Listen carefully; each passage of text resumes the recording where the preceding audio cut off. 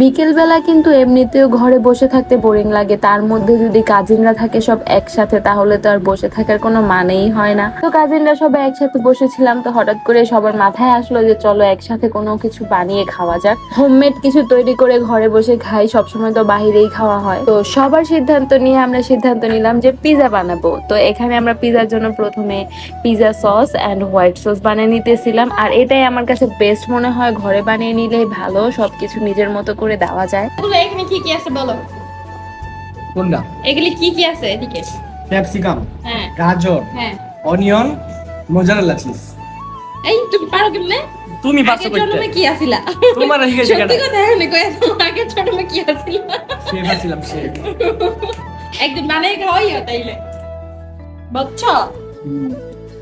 তো এখানে পিজার জন্য হোয়াইট সস রেডি করে নিতেছিলাম। এমনিতে কিন্তু পিজাতে হোয়াইট সস দেওয়া হয় না মেবি, কিন্তু সুমাইয়া আপু বললো যে হোয়াইট সস দিলে নাকি পিজাটা আরো বেশি ভালো লাগে খেতে। আর এই পার্টটা আমার কাছে বেস্ট পার্ট মনে হয়, কারণ এটা এত বেশি সফট থাকে, আর এই কাজটা সবসময় আমার করতে অনেক ভালো লাগে।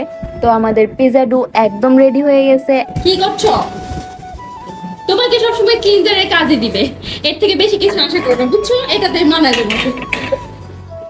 আর এখানে হচ্ছে ও ওভেনটা একটু পরিষ্কার করে নিতেছিল, আর এখানে আমরা প্রথমে একটা ছোট পিজা ট্রাই করতেছিলাম যে কেমন হয় টেস্ট খেতে। তো ছোট পিজাটা রেডি হয়ে গেছে, আর এটা খেতে অনেক অনেক অনেক মজা হয়েছিল। তো প্রথমে আমরা বাচ্চাদের এই পিজাটা কেটে দিয়ে দিয়েছিলাম, কারণ ওরা অনেকক্ষণ যাবত ওয়েট করতেছিল।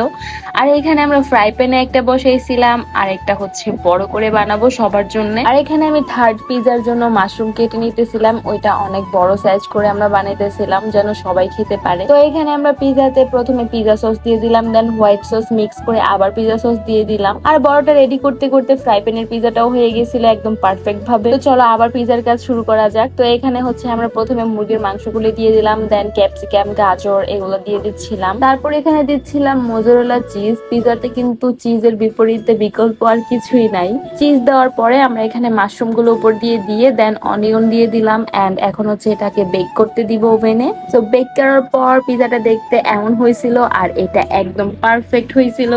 তো এটাই ছিল আমাদের আজকের recipe. Thanks for watching everyone. দেখা হবে নেক্সট ভিডিওতে, সবাই অনেক ভালো থাকবেন। এই তো শেষ, আল্লাহ হাফেজ।